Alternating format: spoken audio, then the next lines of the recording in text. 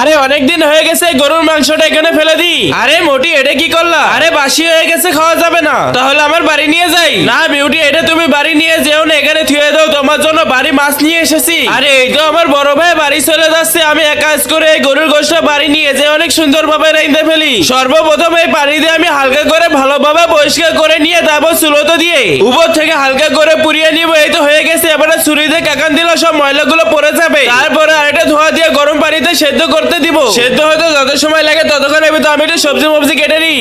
এই তো গরুর গোশটা আমার সেদ্ধ করা হয়ে গেছে। এবারে উঠিয়ে ছোট ছোট করে পিস করে ফেলি। এবারে ঘাস দিয়ে বেঁধে ফেলি। তারপরে এগুলো ছোট ছোট করে বান্ডিল করা হয়ে গেছে। এবারে এর ভিতরে কিছু তরকারি মাল মশলা দিয়ে গরুর গোশগুলো দিয়ে দিলাম। এবারে ঘরে যত ধরনের মশলা ছিল সব কটা মশলা দিয়ে চুলোয় ভালোভাবে জাল দেওয়া হয়ে গেলে এই তো আমার পেরে গরুর গোশ রান্না হয়ে গেছে। এবারে সবগুলো উঠিয়ে টেবিলে পারে নিয়ে যায়। ভাইয়া ভাইয়া তুমি যাই টেবিলের পারে বসো। এই দেখো আমি সেই গরুর গোশ কত মজা করে রাঁধছি। বিউটি, আমি তো তোমাকে মানা করেছিলাম। আরে ভাইয়া আগে অল্প একটু খেয়ে দেখো। ঠিক আছে, ওয়াও, খেতে তো অসাধারণ মজা, এত মজাদার জিনিস কখনো খাইনি।